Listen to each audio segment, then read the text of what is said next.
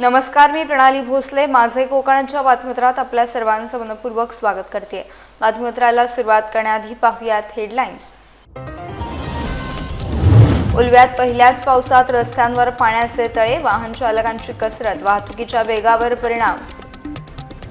बीरवाडी बाजारपेठेत मध्यरात्री भीषण आग, लाखो रुपयांच्या नुकसानाचा अंदाज, शॉर्ट सर्किटमुळे आग लागल्याची शक्यता.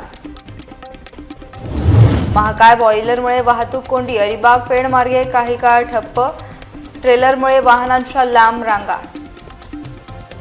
आणि औचित्यगडावरील ऐतिहासिक तोफांचे संवर्धन, दरीतून 2 तोफा सुरक्षित बाहेर, रोप रेस्क्यू तंत्रज्ञानाचा यशस्वी वापर. पाहूया सविस्तर वृत्त. नवी मुंबईतील उल्वे परिसरात पावसाने नागरिकांना काहीसा दिलासा दिला असला तरी पहिल्याच पावसात येथील रस्त्यांवर पाणी साचल्याचं चित्र पाहायला मिळालं. अनेक ठिकाणी पावसाचे पाणी रस्त्यांवर जमा झाल्याने वाहन चालकांना अडचणींचा सामना करावा लागतोय. रस्त्यांवर साचलेल्या पाण्यातून मार्ग काढत वाहन चालकांना प्रवास करावा लागत असून वाहतुकीच्या वेगावर देखील परिणाम झालाय. काही ठिकाणी पाण्याचा अंदाज न आल्याने वाहन चालकांना सावधगिरीने वाहन चालवावे लागत आहे. पहिल्याच पावसात निर्माण झालेल्या परिस्थितीमुळे पाणी निचऱ्याच्या व्यवस्थेवर प्रश्नचिन्ह उपस्थित होत आहे. दरम्यान नागरिकांनी आणि वाहन चालकांनी संबंधित यंत्रणांनी तातडीने उपाययोजना करून रस्त्यांवरील पाणी साचण्याची समस्या सोडवावी अशी मागणी केली आहे. नवी मुंबई आणि मुंबई उपनगरात झालेल्या मुसळधार पावसाचा मोठा फटका रेल्वे वाहतुकीला बसलाय. हार्बर मार्गावरील कोपर खैरणे ते तुर्भे रेल्वे स्थानकादरम्यान ट्रॅक खालची माती वाहून गेल्याने ठाणे पनवेल आणि ठाणे वाशी मार्गावरील अप व डाऊन दिशेची लोकल सेवा पहाटेपासून तात्पुरती बंद ठेवण्यात आली. मिळालेल्या माहितीनुसार मुसळधार पावसामुळे रेल्वे ट्रॅकखालील जमीन खचल्याने सुरक्षिततेच्या कारणास्तव रेल्वे प्रशासनाने वाहतूक थांबवण्याचा निर्णय घेतला. घटनेची माहिती मिळताच रेल्वे अधिकाऱ्यांनी घटनास्थळी धाव घेत दुरुस्तीची कामे युद्धपातळीवर सुरू केली आहेत. सध्या खचलेल्या भागात माती भरून ट्रॅक पूर्ववत करण्याचं काम सुरू असून सुरक्षा तपासणीनंतरच रेल्वे वाहतूक पुन्हा सुरू करण्यात येणार आहे. दरम्यान प्रवाशांनी अफवांवर विश्वास न ठेवता अधिकृत सूचनांचे पालन करावे असे आवाहन रेल्वे प्रशासनाने केले आहे. मुंबई गोवा राष्ट्रीय महामार्गावर पहिल्याच जोरदार पावसात दरड कोसळल्याची धक्कादायक घटना समोर आली आहे. महाड तालुक्यातील केंबुर्ली गाव हद्दीतील नीलकमल हॉटेलसमोरील डोंगरावरून सायंकाळी सुमारे 7 वाजण्याच्या दरम्यान मोठे दगड महामार्गावर कोसळले. यातील एक मोठा दगड महामार्गावरून जात असलेल्या इर्टिगा कारवर आदळला. सुदैवानं चालकाने प्रसंगावधान राखल्याने वाहनावरील नियंत्रण सुटले नाही आणि कारमधील सर्व प्रवासी सुरक्षित बचावले. या घटनेत कोणतीही जीवितहानी झाली नसली तरी प्रवाशांमध्ये भीतीचं वातावरण निर्माण झालंय. घटनेची माहिती मिळताच महामार्ग वाहतूक शाखेचे पोलीस घटनास्थळी दाखल झाले. रस्त्यावर पडलेले दगड हटवून पुन्हा वाहतूक सुरळीत करण्यात आली. दरम्यान केंबुर्ली, दासगाव खिंड आणि नागलवाडी परिसर दरडीच्या दृष्टीने संवेदनशील असल्याने संबंधित यंत्रणांनी तातडीने प्रतिबंधात्मक उपाययोजना कराव्यात अशी मागणी प्रवासी आणि स्थानिक नागरिकांकडून करण्यात येते. पेण तालुक्यातील कळवा ग्रामपंचायत हद्दीत पहिल्याच पावसात गंभीर समस्या निर्माण झाल्या असून ग्रामपंचायतच्या दुर्लक्षामुळे नागरिक, विद्यार्थी आणि कारखानदारांना मोठा त्रास सहन करावा लागलाय. गावातील अनेक ठिकाणी पावसाचं पाणी साचल्याने रस्ते जलमय झाले असून वाहतुकीवर देखील परिणाम झालाय. गावातील काही भागांमध्ये पाणी साचल्यामुळे मोटारसायकल, रिक्षा तसेच इतर लहान वाहनांना मार्ग काढणे कठीण झाले. विशेषतः शाळकरी विद्यार्थ्यांना शाळेत जाण्यासाठी मोठी कसरत करावी लागत असून यामुळे पालकांमध्ये देखील चिंतेचं वातावरण आहे. पाणी शिरल्याने मोठे नुकसान झाल्याची घटना देखील समोर आली आहे. पावसाचे पाणी शिरल्याने मोठे नुकसान झाल्याची माहिती समोर आली आहे. नियोजनाच्या अभावामुळे आणि पाणी निचऱ्याची योग्य व्यवस्था नसल्यानं ही परिस्थिती निर्माण झाल्याचा आरोप स्थानिकांकडून करण्यात येतोय. संबंधित यंत्रणांनी तातडीने उपाययोजना करून नागरिकांना दिलासा द्यावा अशी मागणी होत आहे. पेण तालुक्यात झालेल्या पहिल्याच दमदार पावसाचा फटका गणेश मूर्ती उद्योगाला बसलाय. कळवा गावातील एका गणेश मूर्ती कारखान्यात पावसाचे पाणी शिरल्याने अनेक गणेश मूर्ती भिजल्या असून कारखानदाराचे मोठे नुकसान झाले. स्थानिकांच्या म्हणण्यानुसार परिसरातील नैसर्गिक नाल्याचा पाण्याचा प्रवाह अडथळ्यांमुळे सुरळीत वाहू शकला नाही.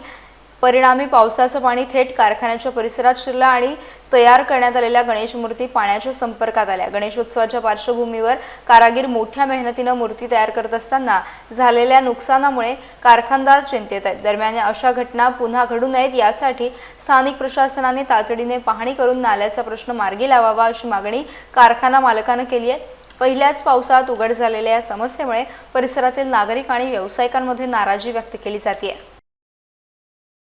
पेण शहरात झालेल्या पहिल्याच पावसाने नगर प्रशासनाच्या तयारीची पोलखोल केली आहे। वेळेत नाले आणि गटारांची सफाई न झाल्याने म्हाडा कॉलनी परिसर तसेच गुरुकुल उर्दू शाळेसमोरील रस्ता पाण्याखाली गेला असून नागरिकांना मोठ्या गैरसोयीला सामोरे जावे लागत आहे। विशेषतः गुरुकुल उर्दू शाळेसमोरील परिसरात रस्त्यावर तब्बल 1 ते 1.5 फूट पाणी साचल्याने शाळकरी विद्यार्थ्यांचे हाल झाले। अनेक विद्यार्थ्यांना पाण्यातून मार्ग काढत आणि भिजतच शाळेत जावे लागल्याचे चित्र पाहायला मिळालं। स्थानिक नागरिकांच्या मते शाळेसमोरील मोठ्या गटाराची वेळेत साफसफाई करण्यात आली नसल्याने पावसाचे पाणी तुंबून राहिले। परिणामी परिसरातील रस्ते जलमय झाले आणि दैनंदिन वाहतुकीवर देखील परिणाम झाला। पहिल्याच पावसात निर्माण झालेल्या परिस्थितीमुळे नागरिकांनी नगर प्रशासनाच्या कार्यपद्धतीवर प्रश्नचिन्ह उपस्थित केले असून तातडीने निचऱ्याची व्यवस्था सुधारण्याची मागणी केली आहे। शाळकरी विद्यार्थ्यांच्या सुरक्षिततेचा प्रश्न पुन्हा ऐरणीवर आला असून प्रशासनाने याकडे गांभीर्याने लक्ष देण्याची गरज व्यक्त होते आहे।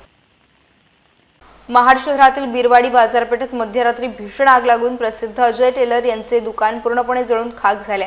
या आगीत लाखो रुपयांचे नुकसान झाल्याचा प्राथमिक अंदाज व्यक्त करण्यात येत असून परिसरात खळबळ उडाली आहे। मिळालेल्या माहितीनुसार मध्यरात्रीच्या सुमारास दुकानातून धूर आणि आगीच्या ज्वाळा दिसू लागल्या। काही क्षणातच आगीने रौद्ररूप धारण करत संपूर्ण दुकानाला वेढा घातला। या आगीत ग्राहकांनी शिवण्यासाठी दिलेले कपडे, नवीन कापडाचा साठा, शिलाई मशीन तसेच इतर साहित्य जळून भस्मसात झाले। प्राथमिक माहितीनुसार शॉर्ट सर्किटमुळे आग लागल्याची शक्यता व्यक्त करण्यात येत आहे। सुदैवाने दुर्घटनेत कोणतीही जीवितहानी झाली नाही, मात्र एका मेहनती व्यावसायिकाचे मोठे आर्थिक नुकसान झाले। दरम्यान घटनेचा पुढील तपास महाड MIDC पोलीस करत असून आगीचे नेमके कारण शोधण्याचे काम सुरू आहे। अलिबाग पेण मार्गावर मंगळवारी सकाळी महाकाय बॉयलर वाहून नेणाऱ्या ट्रेलरमुळे मोठी वाहतूक कोंडी निर्माण झाली। तीनविरा ते कार्लेखिंड दरम्यान झालेल्या या खोळंब्यामुळे शाळकरी विद्यार्थी, चाकरमानी आणि कामगारांना मोठा मनस्ताप सहन करावा लागला। थड येथील RCF कंपनीच्या युरिया प्रकल्पासाठी आवश्यक असलेले अवजड बॉयलर ट्रेलरद्वारे नेले जात आहेत। सकाळी 6:30 वाजण्याच्या सुमारास बॉयलर घेऊन जाणारा ट्रेलर तीनविरा मार्गे पुढे सरकत असताना अरुंद रस्त्यामुळे वाहतुकीचा वेग मंदावला आणि काही वेळातच वाहनांच्या रांगा लागल्या। सकाळच्या गर्दीच्या वेळात ही कोंडी झाल्याने अनेकांना वेळेत गंतव्यस्थानी पोहोचण्यात अडचणी झाल्या। दरम्यान जिल्हा वाहतूक शाखेच्या पोलीस निरीक्षक सरिता चव्हाण यांनी घटनास्थळी उपस्थित राहून वाहतुकीचे नियोजन केले। पोलिसांच्या तत्पर प्रयत्नांमुळे काही वेळानंतर वाहतूक सुरळीत करण्यात यश आले आणि नागरिकांना दिलासा मिळाला। सिंधुदुर्ग जिल्ह्यातील वाहनधारकांसाठी मोठी आणि दिलासादायक बातमी समोर आली आहे। पालकमंत्री तथा मत्स्य व बंदरे विकास मंत्री नितेश राणे यांनी आपल्या वाढदिवसानिमित्त जिल्हावासियांना विशेष भेट देत ओसरगाव टोलनाक्यावर महत्त्वाचा निर्णय जाहीर केला आहे। या निर्णयानुसार MH07 क्रमांकाच्या वाहनांसाठी स्वतंत्र लेनची सुविधा उपलब्ध करून देण्यात आली असून पिवळ्या नंबर प्लेटच्या व्यावसायिक वाहनांना तब्बल 50% टोल सवलत देण्यात आली आहे। स्थानिक नागरिक, व्यापारी आणि वाहन चालकांकडून सातत्याने होत असलेल्या मागणीची दखल घेत हा निर्णय घेण्यात आला आहे। नमस्कार। आज माझ्या जन्मदिवसाच्या निमित्ताने ज्या सिंधुदुर्गच्या जनतेने आम्हा राणे कुटुंबांना, भारतीय जनता पक्षाला नेहमीच मतदानारूपी आशीर्वाद दिलेला आहे, भरभरून दिलेला आहे, त्या आमच्या सिंधुदुर्ग जनतेला जिल्ह्याचा पालकमंत्री म्हणून मी आजच्या दिवशी काही द्यावं अशी भावना माझ्या मनामध्ये होती। जनतेची सेवा करणं हेच माझं मूळ उद्दिष्ट आहे आणि माझ्या जनतेच्या मनातला प्रत्येक प्रश्न, प्रत्येक अडीअडचण सोडवणं आणि ते सोडवण्यासाठी कुठल्याही टोकावर जाणं हे संस्कार सन्मान्य राणेसाहेबांनी आम्हाला दिलेले आहे। आज जो टोलचा महत्त्वाचा विषय, ओसरगावकडे येणारा जो टोल, त्या बाबतीमध्ये सिंधुदुर्गच्या जनतेमध्ये, व्यापारी वर्गामध्ये एक मोठा असंतोष होता की हा टोल आम्हाला लागणार का। टोलच्या बाबतीमध्ये केंद्र आणि आमचं महायुतीचं सरकार आम्हाला काही सहकार्य करू शकतं का अशी भावना सगळ्यांमध्येच होती आणि त्याच भावनेचा आदर ठेवून मी सिंधुदुर्गच्या जनतेला विश्वास दिलेला, शब्द दिलेला की ह्या बाबतीमध्ये निश्चित पद्धतीने सकारात्मक तोडगा काढला जाईल आणि म्हणून आजच्या दिवशी मी माझ्या जिल्ह्याच्या जनतेसाठी एक सकारात्मक बातमी इथे देणार आहे। ओसरगावकडे जो काही टोल सुरू होतो आहे नॅशनल हायवेच्या माध्यमातून, त्या टोलकडे MH07 म्हणजे आपल्या जिल्हावासियांच्या ज्या MH07च्या ज्या गाड्या असतात त्यासाठी एक विशेष लेन त्या टोलमध्ये ठेवली जाणार आहे। ज्या जिल्हावासियांच्या MH7च्या नंबर प्लेटच्या गाड्या असतील त्या लेनमधून जाऊ शकतात, कुठलीही अडचण त्यांना होणार नाही। ज्यांच्या पिवळ्या नंबर प्लेट आहेत म्हणजे कमर्शियल नंबर प्लेटसाठी 50% सवलत संबंधित कंपनीने जाहीर केलेली आहे। आणि म्हणून मला विश्वास आहे आजच्या माझ्या जन्मदिवसाच्या निमित्ताने मी माझ्या सिंधुदुर्गच्या जनतेला काही देऊ शकलो, त्यांच्या मनाचं समाधान करू शकलो, ह्यापेक्षा मोठी भेट माझ्यासाठी असूच शकत नाही। आणि म्हणून ह्या निमित्ताने मला ह्या निर्णयासाठी ताकद देण्यासाठी मी राज्याचे मुख्यमंत्री आदरणीय देवेंद्र फडणवीसजी, खासदार सन्मान्य राणेसाहेब, माझे दोन्ही उपमुख्यमंत्री म्हणजे आदरणीय एकनाथ शिंदे साहेब आणि सुनीत्रा पवारताई, या सगळ्या जणांचं मनापासून आभार मानतो। प्रामुख्याने आमचे नितीन गडकरी साहेबांचे पण मी आभार मानेन की त्यांनी या पूर्ण नॅशनल हायवेच्या रोडच्या निमित्ताने जिल्हावासियांना जे काही सहकार्य केलं त्यासाठी त्यांचं मनापासून आभार मानतो। परत एकदा ओसरगावचा टोल ज्या दिवशी सुरू होईल त्या दिवसापासून MH07 साठी आपल्याला एक वेगळी लेन उपलब्ध करून दिली असेल। त्याच लेनमधून MH07च्या सगळ्या गाड्यांनी प्रवास करावा एवढं आवर्जून या निमित्ताने मी आवाहन करीन।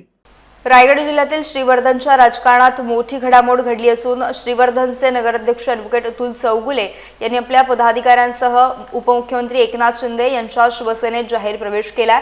या पक्षप्रवेशामुळे स्थानिक राजकीय वर्तुळात चर्चांना उधाण आलंय। डिसेंबर 2025 मध्ये नगराध्यक्षपदी निवडून आलेले ॲडव्होकेट अतुल चौगुले यांनी ठाणे येथे उपमुख्यमंत्री एकनाथ शिंदे यांच्या उपस्थितीत शिवसेनेत प्रवेश केला। यावेळी त्यांच्यासोबत अनेक पदाधिकारी आणि कार्यकर्ते देखील उपस्थित होते।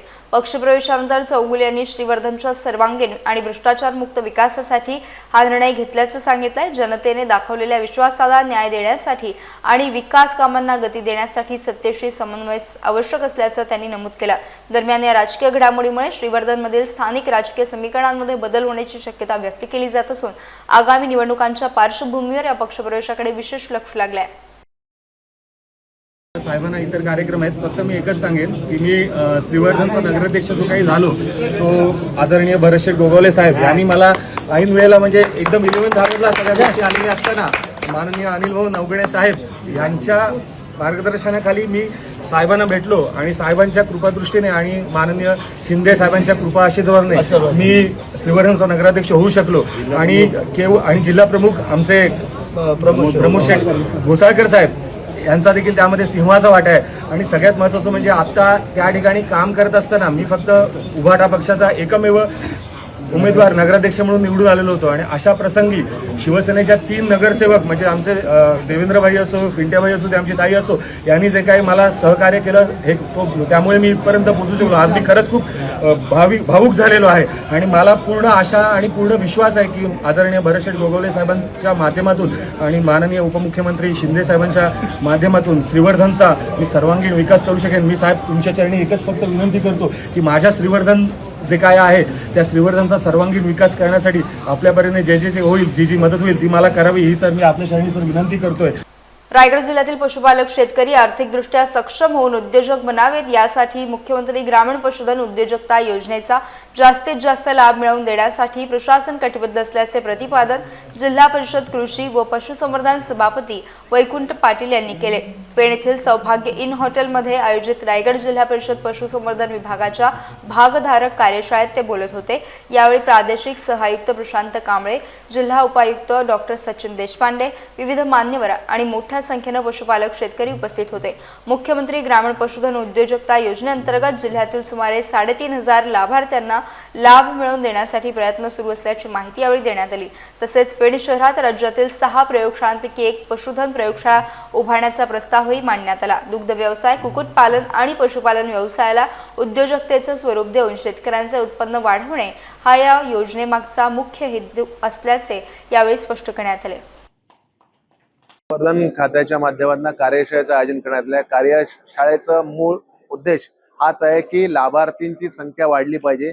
निश्चितपणे पंतप्रधान नरेंद्र मोदीजी, देवेंद्रजी फडणवीस साहेब मुख्यमंत्री आणि पंकजाताई मुंडे पशुसंवर्धन खात्याचे मंत्री यांच्या सगळ्यांच्या माध्यमातून या खात्याचं बजेट गेले अनेक वर्षापासून 350-400 कोटी रुपयापर्यंत होते, परंतु आता 4,500 कोटी रुपये या खात्याच्या माध्यमातून त्या ठिकाणी बजेट झाले। आपल्या रायगड जिल्ह्यातील, आपल्या पेण तालुक्यातील, आपल्या परिसरातील लाभार्थी वाढले पाहिजेत आणि त्याचा लाभ समाजातील तळागाळातील शेतकरी वर्ग, पशुधारकांना मिळाला पाहिजे। या उद्देशानेच या कार्यशाळेचं या ठिकाणी आयोजन करण्यात आले आहे। पाहताय की पश्चिम महाराष्ट्रामध्ये तयार झाले आहेत, ज्या ठिकाणी कमी मनुष्यबळ लागून त्या ठिकाणी जास्तीत जास्त योजना चांगल्या प्रकारे सक्रिय करता यावी याच्यासाठी सुद्धा त्या ठिकाणी काम चालू आहे। निश्चितपणे मला माहिती आहे की मनुष्यबळ जरी कमी लागलं तरी पण आज रायगड जिल्हा बघितलात तर रायगड जिल्ह्यामध्ये बराचसा भाग आहे त्या ठिकाणी पशुधन चांगल्या प्रकारे त्या ठिकाणी त्याचा वापर होतो आणि पशुधनाच्या माध्यमातून दुग्ध उत्पादन आहे व अन्य सगळ्या गोष्टी ज्या आहेत, शेळी मेंढ्यांचं कळप आहे, त्या ठिकाणी कुक्कुटपालन आहे, हे सगळे व्यवसाय त्या ठिकाणी चालू राहणार आहेत। निश्चितपणे या खात्याच्या माध्यमातून ज्या ज्या काही समस्या असतील, ज्या ज्या काही अडीअडचणी असतील त्या शेतकऱ्यांच्या सोडवल्या जातीलच, परंतु या खात्याला वैभव प्राप्त करण्यासाठी आम्ही सगळे मंडळी या कार्यशाळेचे आयोजन करत आहोत।